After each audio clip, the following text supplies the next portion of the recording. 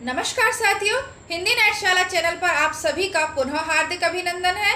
आज का ये छोटा सा वीडियो आपके कमेंट के जवाब में। कमेंट आता है कि मैम हिंदी की तैयारी कैसे करें कि हमें सफलता मिल जाए। पढ़ तो हम बहुत समय से रहे हैं, लेकिन पेपर आता है और पेपर अच्छा भी जाता है हमारा, लेकिन फाइनल सिलेक्शन नहीं हो पाता।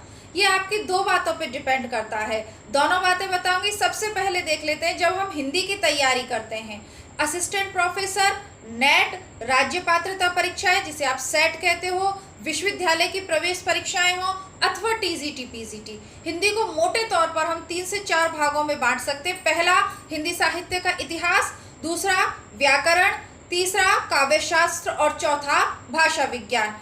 ये चार पार्ट हो गए आपके। इसके अलावा जो आपकी टेक्स्ट बुक लगी हुई है या सिलेबस में जो आपका जीके जीएस का पार्ट निर्धारित है वो अलग है। मैंने सिर्फ हिंदी की बात करी, तो हिंदी को 4 भागों में बांट लिया। अब बात करते हैं कि तैयारी कैसे करें।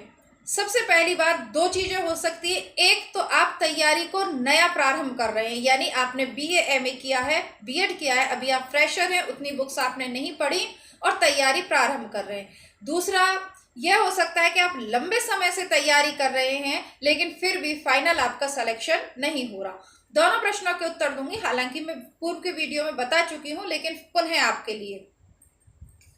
सबसे पहली बात कि हिंदी साहित्य को पढ़िए आप। मेरा कहने का तात्पर्य है सरल से कठिन की ओर। बीएड में भी हमें शिक्षा मनोविज्ञान जब समझाते तो सरल से कठिन की ओर बढ़ना है। सबसे पहले हिंदी साहित्य का इतिहास लेते तो हिंदी साहित्य का सरल इतिहास। हिंदी साहित्य का सरल इतिहास, बहुत सारे राइटर्स की पुस्तकें आपको बाजार में मिल जाएंगी, आप ले सकते हैं, लेकिन यह लेना आवश्यक नहीं है। कौन सी पुस्तक लेनी है मैं वह भी बताऊंगी आपको। ये 11th और 12th की 11th की ये पुस्तक है, हिंदी साहित्य का संक्षिप्त इतिहास। इसमें आपका आदिकाल, भक्तिकाल और रीतिकाल है, और आधुनिक काल ये 12th में चलती है। इसमें आपके गद्य और पद्य की जो आधुनिक गद्य विधाएं हैं या भारतेंदु काल से लेके अब तक का इसमें चित्रण है, वर्णन किया हुआ है। दोनों पुस्तकें कंप्लीट मैं आपको करवा चुकी हूँ हिंदी बुकशाला चैनल पर, प्लेलिस्ट में आपको मिल जाएंगी। इन्हें खरीदने की आवश्यकता नहीं है। आप खरीदना चाहें खरीद सकते हैं, लेकिन आप जैसे हिंदी साहित्य का सरल इतिहास जब पढ़ते हैं तो मुझसे पूछते हैं कि मैम ये बुक्स कहाँ से मिलेंगी। नहीं मिलेंगी। ये मेरी 11th 12th की पुस्तकें हैं जो अब उपलब्ध नहीं है, क्योंकि राइटर्स चेंज हो गए, एनसीईआरटी का सिलेबस लग गया, बहुत सारी चीजें। छोड़ दीजिए, आप इसको प्लेलिस्ट से 1 से 2 बार पढ़ लीजिए, और जो नहीं आपके पास उपलब्ध हो डाटा या नोट्स में, उसको आप ऐड कर लीजिए। वैसे इसमें आपको समझने के लिए बाकी तो पुस्तकों का वर्णन वगैरह वही है, कहीं ना कहीं आपके पास नोट्स में होगा ही। जब आप ये पढ़ लेते हैं, जो फ्रेशर्स हैं उनके लिए मैं बता रही हूँ, जब आप इसे पढ़ लेंगे उसके बाद आप प्रैक्टिस सेट्स सॉल्व करिए टीजीटी पीजीटी के लेवल के, ठीक है, सरल वाले। क्योंकि नेट और असिस्टेंट प्रोफेसर का जो सिलेबस है वो उच्च स्तरीय सिलेबस है, तो उसमें आपको कठिनाई आएगी। उसके बाद आप पीजीटी के लिए, जैसे टीजीटी के लिए पढ़ रहे हैं, सरल इतिहास पढ़ लीजिए, जो टेक्स्ट बुक आपके सिलेबस में है वह पढ़ लीजिए। आपके राज्य में 10th क्लास तक 6 to 10th हिंदी की जो भी बुक्स लग रही हैं, चाहे वो आपके सिलेबस में निर्धारित हैं अथवा नहीं है, आपको वो पढ़नी ही है, ठीक। इसके अलावा जब आप पीजीटी, नेट, असिस्टेंट प्रोफेसर परीक्षा के लिए जाते हैं, तब आपको जो बुक खरीदनी है वह है रामचंद्र शुक्ल का हिंदी साहित्य का इतिहास। यह आप लोगों के लिए रामबाण है। सभी हिंदी के परीक्षार्थियों के लिए रामबाण पुस्तक है। आपके पास है, बहुत अच्छी बात है। नहीं है तो हिंदी नाट्यशाला चैनल की प्लेलिस्ट में इसके महत्वपूर्ण कथन और पंक्तियों सहित यह पुस्तक उपलब्ध है। आप इसे वहां से पढ़ सकते हैं, ठीक है। हिंदी साहित्य के सरल और संक्षिप्त इतिहास से आपने हिंदी साहित्य को समझ लिया। उसके बाद शुक्ल की यह बुक हिंदी साहित्य के इतिहास पर आपकी पकड़ को मजबूत कर देगी। फिर प्रैक्टिस सेट आपको साथ के साथ प्रतिदिन लगाने हैं। जैसे कि बात करूं मेरी प्लेलिस्ट की, आपके पास बुक हो तो आप उससे पढ़ सकते हैं, ठीक है। मैं तो अपनी जो बुक करवाई है, तो जो प्लेलिस्ट में आपके लिए बुक उपलब्ध है उसमें आदिकाल, भक्तिकाल, रीतिकाल, टॉपिक वाइज भी मैंने आपको प्रैक्टिस सेट करवा दिए हैं। आपने यहाँ से आदिकाल को पढ़ा, जैसे आपने बिल्कुल भी हिंदी साहित्य की समझ नहीं आ रहा है आपको, यहाँ से आदिकाल पढ़ लीजिएगा इस 11th वाली बुक से, ठीक है। प्लेलिस्ट में 2-3 वीडियोस में कंप्लीट हो जाएगी। फिर आप इससे आदिकाल को पढ़िए।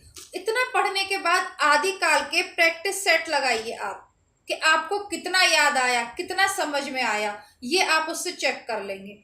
फिर यदि आप असिस्टेंट प्रोफेसर की तैयारी के लिए जाते हैं या जीआरएफ को अपना लक्ष्य बनाते हैं, तो वो जो बुक आपको पढ़नी चाहिए वह है हिंदी साहित्य और संवेदना का विकास, रामस्वरूप चतुर्वेदी जी की यह बुक है। यह भी आपको प्लेलिस्ट में मैं करवा रही हूँ, ये तो हमारी चैनल पे चल ही रही है। ये बुक आपके लिए बहुत ही उपयोगी साबित होगी, आप जब स्वयं पढ़ेंगे तो इसे जानेंगे। ठीक है, तो ये आपकी हो गई हिंदी साहित्य का इतिहास। इसके अलावा बहुत सारी बुक्स हैं मेरे पास नगेंद्र की बुक भी है। ये आप ये है ना, बहुत सारी हैं। आधुनिक काल के लिए बच्चन सिंह को पढ़िए, बहुत सारी किताबें मैं आपको बता सकती हूँ।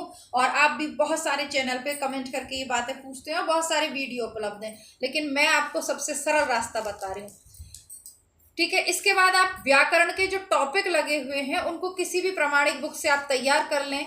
इसके बाद काव्य शास्त्र के जो टॉपिक लगे हुए हैं, जैसे आपके टीजीटी लेवल तक तो पूछे नहीं जाएंगे नेट में, और असिस्टेंट प्रोफेसर के लिए जो लगे हो उनको आप तैयार कर लें, चाहे गूगल पे से तैयार कर लें, चाहे यूट्यूब चैनल के माध्यम से तैयार कर लें, या जो भी आपके पास पुस्तक हो वहां से आप उसे तैयार कर लें और प्रैक्टिस सेट्स लगाएं, पुराने पेपर लगाएं। आप टीजीटी की तैयारी कर रहे हो तो टीजीटी के पुराने पेपर प्लेलिस्ट में हैं, पीजीटी के पुराने पेपर प्लेलिस्ट में कम से कम 2000 प्रश्न है टीजीटी और पीजीटी के, जो हिंदी नेटशाला चैनल की प्लेलिस्ट में उपलब्ध हैं।